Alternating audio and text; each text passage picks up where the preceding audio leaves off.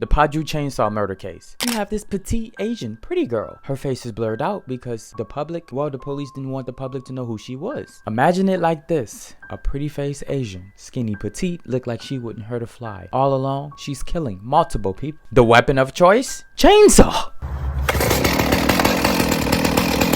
Now, I know some of you might be wondering what is the way that she's capturing these men, because it's just men, to murder them. What's her method? Well, she would text these men online and she would chat, and these men not knowing, some of them thinking they just want pictures.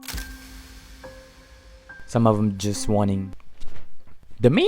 Not knowing that talking to this girl and meeting up with this girl, your life will be cut short. But it's believed that she got angry with these men because one of the men was financially supporting her and didn't stop their relationship. It pissed her off. She did not like it at all. But damn, you got to kill? But Pretty Face met another man. He was 50 years old on his paid adult chat site. When she met him, she decided to text him saying, should we be lovers who care for and love each other? She successfully arranged this meeting really easy because as y'all women know, y'all know it's really easy for y'all to arrange a meeting with any man. Almost any man. Some men, they don't go for it, but come on, let's be honest. It's not hard for women. Because what you also have to realize, this man is, since he's older in his 50s, probably really lonely, probably haven't talked to a girl in years. So you got this pretty petite Asian wanting me. She seduced him via text message, flirted with him a lot, made him feel really confident in himself. And when they arranged the meeting, and I'm not laughing at the situation, this is one of them nervous laughs that in life you just really never know what can happen. Now, like a lot of these cases that I read these cases blind as I'm doing the video. No other YouTuber do it. I'm shocked. This man, he's not a loner. He actually has a wife. So he's not satisfied in his relationship. So now what he's about to do, because remember, he's about to pay to meet up with her. It's a pay for play thing. So he's lying to his wife saying he's going to Seoul. Seoul is in South Korea, the capital. And he's saying he's doing a business meeting. So he told his wife goodbye. He got in his car and he drove. She gave him the location of a motel. Why this motel specifically, I don't know. But one thing about this motel, it wasn't in the public that much. Meaning you go outside, you don't see that much cars passing, you don't see that much buildings around. It's almost like this motel is kind of remote, away from everything. So as he pull up to this motel, he not even really thinking about how creepy this vibe is. If possibly he's going to get set up, he put all his trust in this woman because this is a business after all, pay for play. So when he pulls up, he get out the car, he sees her. She says, that room right there, that's our room. She opens the door. She says, enter. Go in. He goes in and literally under 10 minutes, she's seducing this guy. They get straight to the action. She got him to take off everything. All of his clothes, his shirt, his pants, his underwear, his socks, every single thing. Made sure he was completely fully nude. Then she told him one thing, close your eyes. Him not thinking of nothing, he didn't question her, he closed his eyes. He lay back, just waited. As he had his eyes closed, he heard the zipper unzip. Maybe she's getting handcuffs out this bag, maybe she's getting something. But as he has his eyes closed with the zipper unzipped, then she went quiet for a little bit more. Because what he didn't know was, she's standing over him with a knife, looking at him. Then she pokes him with the knife in the neck and poked him 40 times.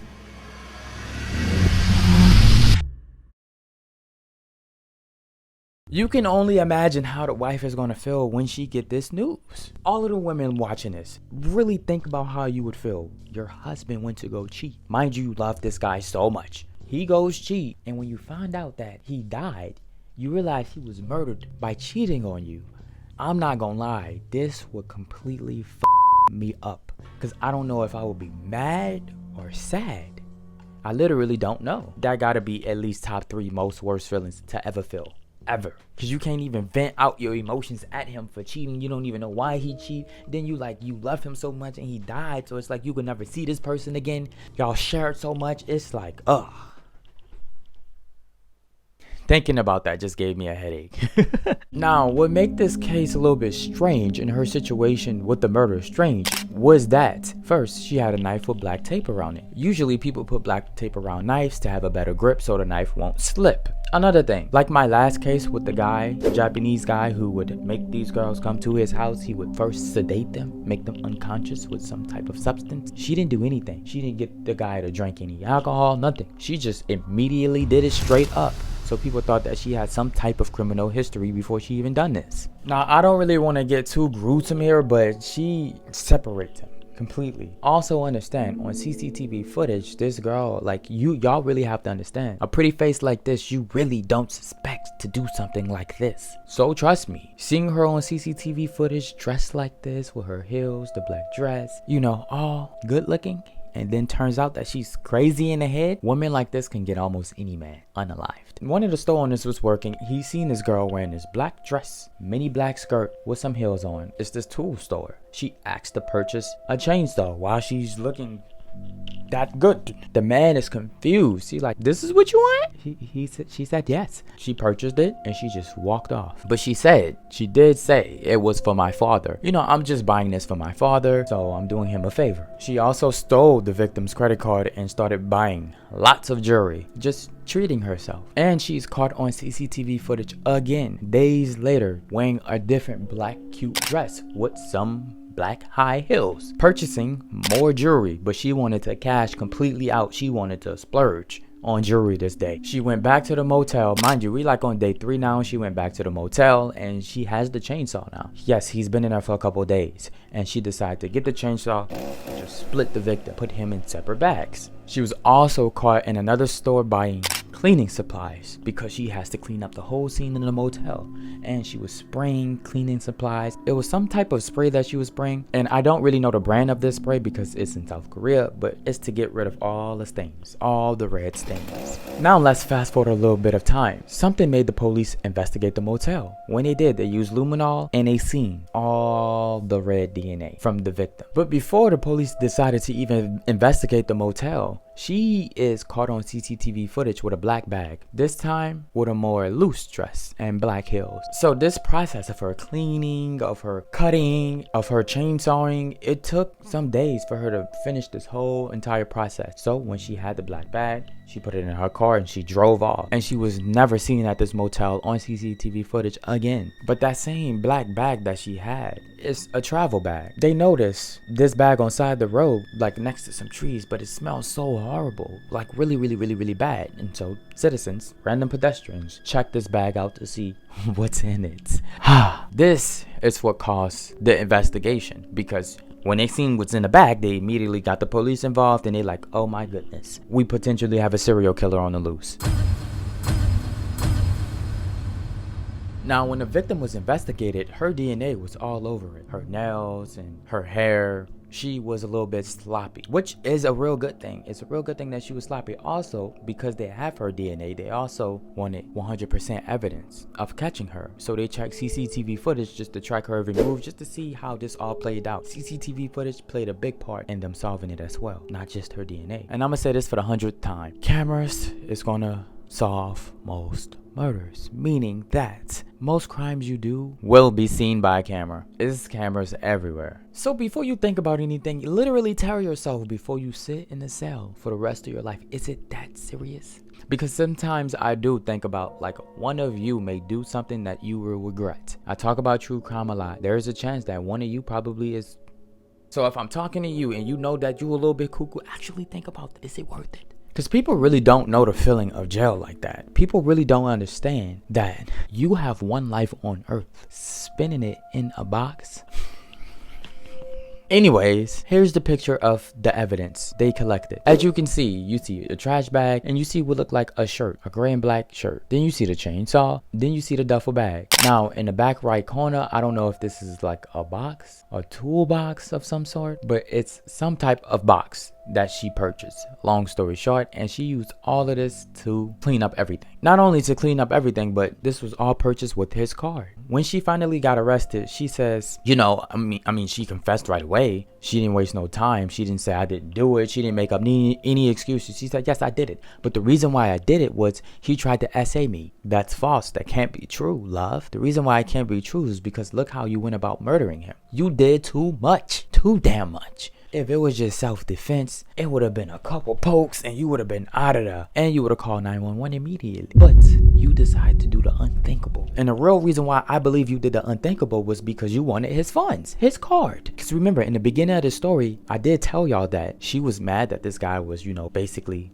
paying for everything for her. Her lifestyle, her bills, everything. She didn't have to worry about a single thing until he vanished. She was pissed. That's besides the point, because she never mentioned that she was an S-worker. She never mentioned these things. That she does this pay-for-play thing with men. Police didn't have a clue. So she blamed everything on the victim. Yes, he tried to SA me. He tried. At that very moment, I carried a knife. I remember I carried a kitchen knife with me. I do it for my own self-defense. When he tried, it made me so mad. And that's the reason why I did what I did with the chainsaw.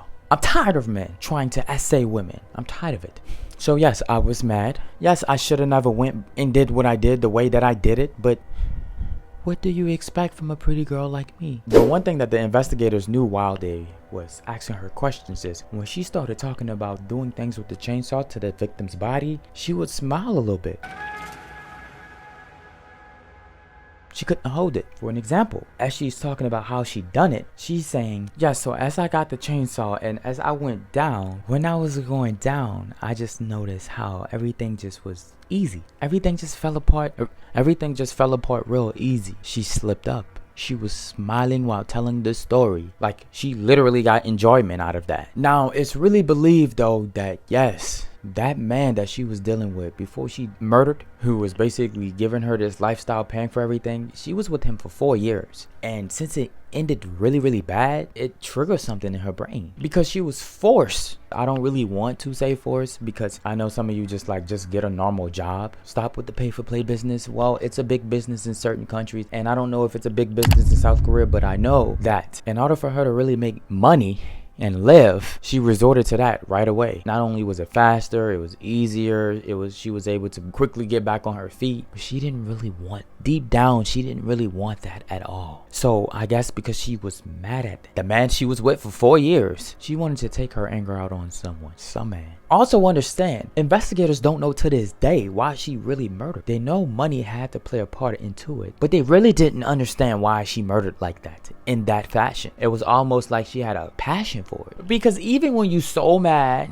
you don't resort to that in that fashion. You just don't. So they noted that she is extremely dangerous. It's not to mention that she spared multiple men. She met up with multiple men and spared them. So it wasn't like she was on this crazy rampage doing crazy crimes. No, she was sparing people. And she just committed this one murder. It's really a dead end. The investigators really can't figure out why she spared everyone but that 50-year-old man. Now, something about Pretty Face is she loves to wear black. When I was checking her social media, you find certain pictures of her. She loved to wear black. And like I was saying towards the beginning of this video, it's also creepy because she wanted to look pretty, beautiful, sexy while committing this murder. Not putting on some baggy sweats and a hoodie, just not caring. She actually wanted to care and look the part and look good. Full face makeup, everything. Because if you get one and you get two and you put them two side by side and you say trust someone, more than likely you choosing Pretty Face. You choosing the one who looks good, innocent, sweet, not strong. I truly do think this type of murder is the most dangerous murderer on planet Earth, even though it's not a lot of them. And I say that because you might say, yeah, but the men. No, the women. First of all, men gotta go through too much for a girl to come at their home anyway. To even go out on a date. Look good, smell good, dress confident, know how to talk, like so much different things. Women, just look pretty. No, like seriously, think about that. Just look pretty. Something just fell in the back. I know you heard it. I'm talking about some creepy shit. Now creepy stuff is happening. Oh, by the way, y'all got y'all snacks. Dubai chocolate, really good. Not my first time having it. I like it. It's okay. It's cool. Shout out to you for having your snacks. I know that I'm doing this like at the end of the video, but it's okay.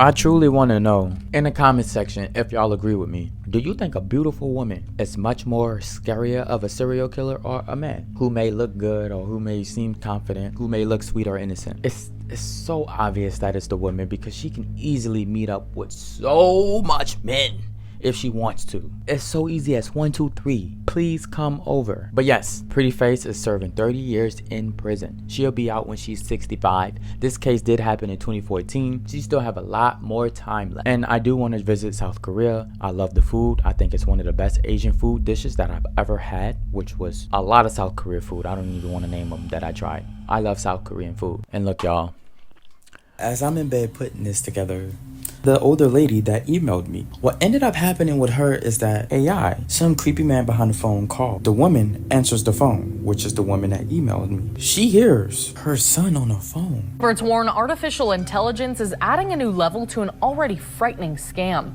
Virtual kidnapping can take many forms, but it essentially involves tricking victims into paying a ransom to free a loved one they believe is in danger. And he's like, Mom, I need help. If you don't, they're gonna kidnap and kill me. You have to send them $3,000 right now. The cash app is blase, blase, blase. Now, calling from a different number, but using the son's voice with AI at the time, she thinking it's her son's voice. She decides to call her son because that's not her son's number. The son answers, pick up the phone and say, what, Mom? What are you talking about? That never even happened. And so she's highly confused. She didn't even know that this can happen when someone uses AI. And as I dig deep and I searched, I seen that multiple people been through this situation. Multiple. Targets parents and their kids. It is showing up in the Peak School District. Evildoers claiming they've kidnapped children and they want money.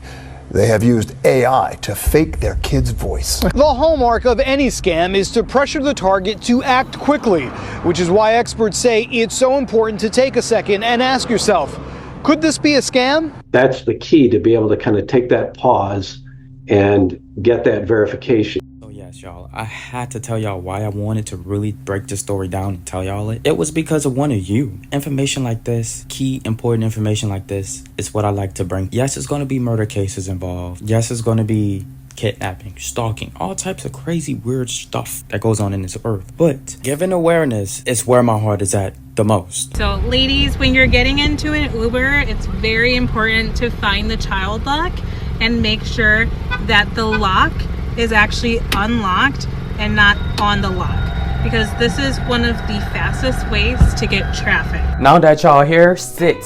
Now, emergency meeting. I'm just kidding. I will never talk to y'all like that. But no, seriously though. All females, guys, tell y'all younger sisters, older sisters, all y'all aunties, everybody. This can definitely happen to a guy too. It's just no cases have happened with a guy yet. Hopefully, never. What am I talking about? Well, Ubers. I don't know if y'all been seeing these videos go around of child lock when you get in the back of a car. All right, here's your tip, everybody, to stay safe. Do not get in any ride share, Uber, Lyft, or whatever without noticing this. This is the child-proof lock. Everybody has one of these. If this is activated down, the car locks, you cannot escape. You are trapped in the vehicle. So when you get in that Lyft or ride share, make sure that that is up, so that way you know that this door can open. Well, don't be scared to check it. It's this little button. It always goes up. Make sure it's up. One girl the following night, she got in the wrong car on accident, but she thought it was the Uber car. When she got in, the car was on child lock and she could not get out, and she died. The wrong car, but once she did, police say there was no escape. She had absolutely no chance. None. The door was locked. The child safety lock was on. Now, y'all don't have to be paranoid because this is not as common as it may seem, but I want to avoid this at all costs. Again, if you want to be more safe, you could do this, only if you want. Always roll down the window while you're getting inside, and once you close the door, immediately try reopening it. If it doesn't open, stick your hand out the window and open the door from the outside. But this was a quick emergency meeting. Y'all know I love y'all. Y'all know I got y'all. Y'all know I'll do anything for y'all, and I love y'all. I love you. I love you.